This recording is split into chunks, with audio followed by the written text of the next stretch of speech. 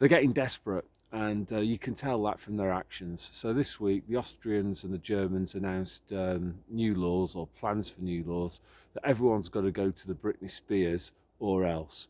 And the or else, I think, is going to be, in the first instance, fines. So my immediate thought is, well, what are you going to do, punk, if you don't pay the fine? You know, what are you going to do next?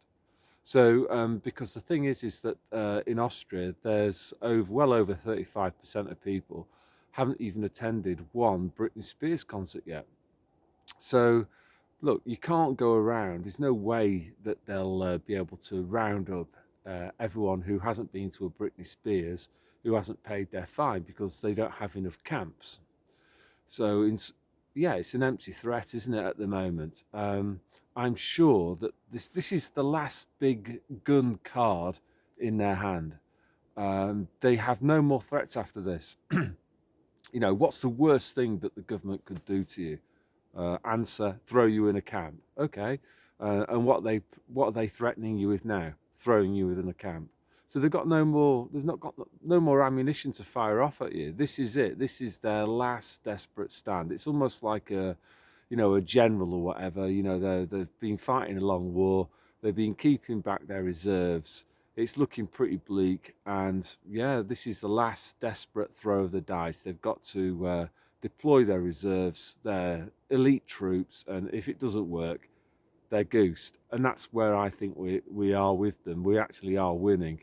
Um, I'm sure they weren't planning to use this trump card that they've got, this maximum fear card of camps and compulsion, but they're having to. And for me, that's a high risk strategy for for two reasons really. The first reason is it exposes them even more. So there were people. I don't know if you're noticing this as well. The phrase conspiracy theorist isn't being used so often anymore, either in person or on social media, because it's just becoming apparent that those so-called conspiracy theorists were right repeatedly, and the people calling them conspiracy theorists have just been proven to be wrong over and over again. So that's it. So desperate actions kind of unveil these people for who they are, and then people have to have a good think about it. And as I said in the other video, just ask these people questions about what they personally stand for. Would they be in favour of carting off people that don't want to go to the Britney Spears to camps? They got and just force them to answer the question. Anyway, the second thing is that what they're going to do, when people don't pay the fines, and people will fight. This is the other thing that they've not, in self-defense, might I add. Certainly that would be the case for me. I'm not a violent person at all. I'm not going to initiate an act of violence. But if somebody comes around to my house and they want to physically assault me, then I'm not just going to stand there and let them do it. I'd rather die on my own doorstep than die in a camp. And I think that there's many people who share many of the people, let's say, who are awake, they understand that fully. They know that if this doesn't stop, and that's where they're going to be. They're going to die in a camp. So are you going to die as a free man, or are you going to die as a slave? And again, what I want to really, really emphasize here is that I'm not suggesting initiating violence. What I am suggesting is that if somebody comes to my home, tries to break into my home, and tries to commit acts of violence to me or my family, I won't just accept that and be ushered off into a van and be sent off to a camp. No way. That's not going to happen.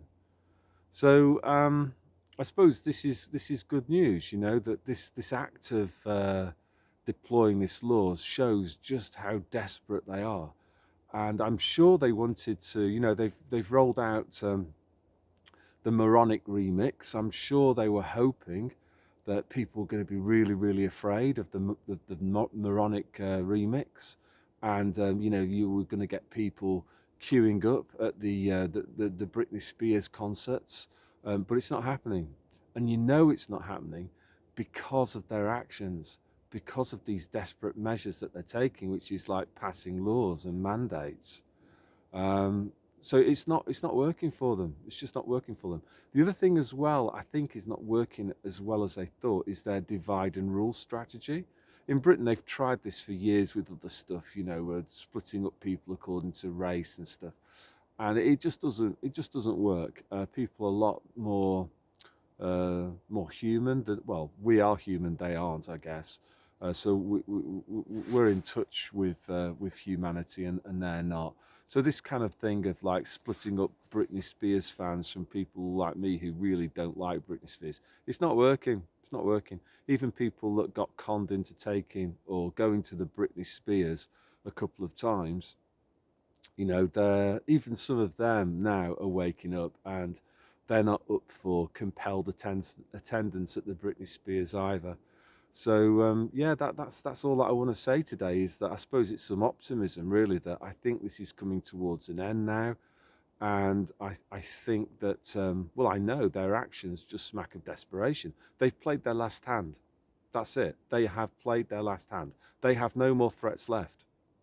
They've they can't make another shock announcement. That's it. Gone. That's it. Oh, I suppose the one other thing that they could announce would be a policy of droning the houses of people who haven't gone to the Britney Spears concerts. But that might even be a little bit too ridiculous for them even. But anyway, all right. All the best to you, and God bless.